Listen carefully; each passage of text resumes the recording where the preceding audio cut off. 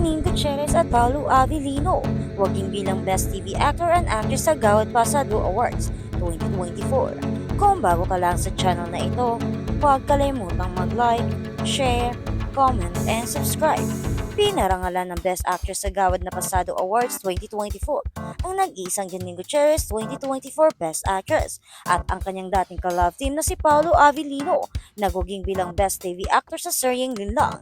Super proud si Iko or Jericho Rosales sa pagkapanalo ng kanyang rumored girlfriend na si Janine Gutierrez. Pinuri ito at napakomento Jericho Rosales officials, congratulations! My sunflower deserve me yan. Si Janine ay gumanap na si Iris Boy Naveda sa Lavender Fields. Nakaparihas niya rin si Jericho Rosales na si Tyrone.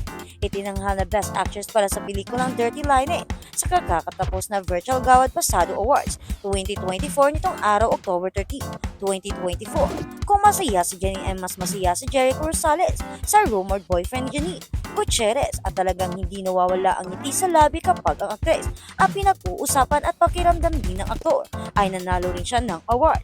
Maraming nag-comment na swerte sina Jericho at Janine sa isa't isa dahil pareho silang mabait, magaling na artista, guwapo at maganda.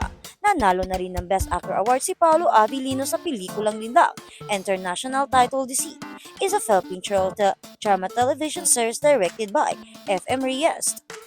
The series was first released on Amazon Prime Video from October 5 to November 16, 2023. May ginawang pelikula si Paolo Avellino kasama si Kim Chiu na kinilala bilang Kim Pao. Ang kanilang mga tagahanga ay dinala ang kanilang on-screen chemistry sa susunod na antas sa kanilang pinakaunang pelikulang magkasama.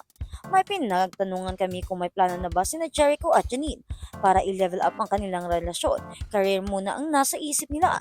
Enjoy muna sila sa relasyon nila. Sabi pa ng taong malapit sa dalawa. Pero siniguro raw ng aktor na si Janine na ang gusto niyang makasama sa future. Ibig sabihin, nakikita na ni Jericho ang sarili na kasama ang kapamilya actress for the rest of his life.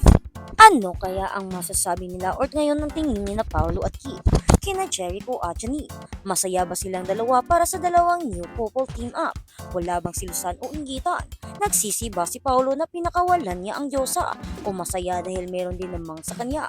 Ano kaya ang masasabi ng asawa ni Jericho? I mean ex-wife ito na si Kim Jones. Masaya ba siya o ano? Abangan natin ang bardagulan at sagutan nila sa mga katanungan ukol sa kanilang mga pag-ibig na nasira pero nakahanap naman ng the best na kapalit ng nawala. Sino kaya ang para kay Kim Jones kung si Jericho ay para na kay Janine at si Paolo ay para na kay Kim Chiu? Kaya abangan natin kung ano ang susunod na mga eksena o mga balita ukol sa mga new temp up couple. Ano kaya ang ganap sa kanilang buhay at kung may level up bang mangyayari, may kasalan bang mangyayari sa mga nasirang relasyon.